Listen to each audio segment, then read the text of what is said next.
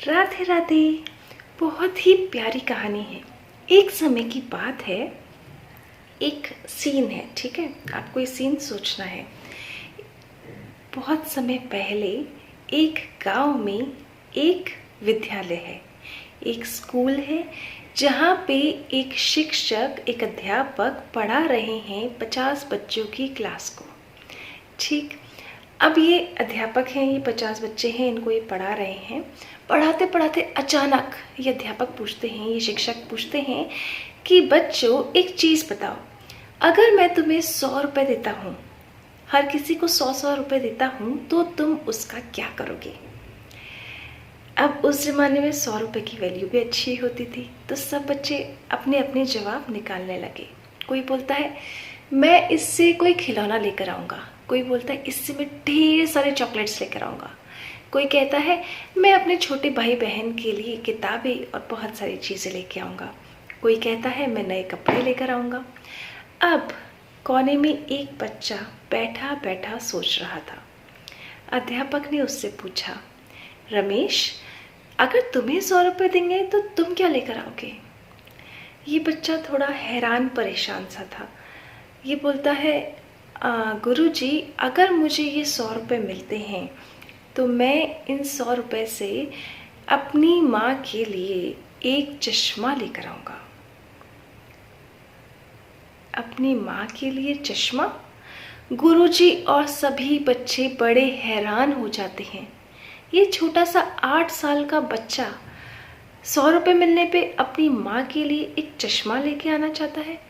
गुरुजी ने उसकी कहानी विस्तार से सुनी तो बच्चे ने बताया कि उसके पिताजी नहीं हैं और उसकी माँ बहुत मेहनत करके बड़ी मुश्किल से कपड़े सिल के उसकी स्कूल की फीस और अपने रोज़मर्रा के खर्चे को पूरा करती है, पर उन्हें आँखों से कम दिखाई देता है और इसी वजह से वो ठीक से देख नहीं पाती और सिलाई करने में भी उन्हें बहुत परेशानी आती है। तो गुरुजी ने कहा कि ठीक है रमेश, आगे बताओ। तो रमेश ने कहा, गुरुजी, मैं चाहता हूँ कि मैं माँ को उस 100 रुपये से चश्मा ला के दूँ, जिससे वो ढंग से देख सके और अच्छे से अपनी सिलाई कर सके, और फिर मैं बहुत दिल लगा के और मेहनत करके पढ़ना चाहता हूँ, जिससे मैं एक बहुत बड़ा आदमी बनूँ और अपनी माँ को उनकी जितनी भी इच्छाएं थी उन सब को पूरा कर सकूं और उन्हें ढेर सारी खुशियाँ दे सकूं। गुरुजी और पूरी कक्षा इस बात को सुनकर बड़ी प्रसन्न हो जाती है। गुरुजी अपनी जेब में से 100 रुपये निकालते हैं और उस बच्चे को देते हैं कि ये वो 100 रुपये हैं जो मैंने तुम्हें देने का वादा किया था, तो इससे तुम अपनी माँ का चश्मा लेकर आना। पर वो बच्चा बोलता है, गुरुजी, मैं आपसे ये 100 रुपये नहीं ले सकता। गुरुजी के बहुत कहने पर उसने वो 100 रुपये अपने पास रख लिए। फिर गुरुजी ने एक और 100 रुपये का नोट निकाला और उसे कहा कि ये मेरी तरफ से तुम्हारे लिए उधार है। जब तुम पढ़ लिख के एक नेक आदमी बन जाओ, एक बहुत बड़े आदमी बन जाओ और जो तुम चाहते हो वो बन जाओ, तब ये 100 रुपये मुझे लौटा देना। रमेश खुशी खुशी वो ले लेता है, क्योंकि उसे 100 रुपये की ज़रूरत भी होती है, उसे अपनी किताबें और बहुत ज़रूरी सामान भी खरीदने होते हैं। और फिर कहानी ख़त्म होती है यहीं पर। नेक्स्ट सीन आता है 20 साल बाद।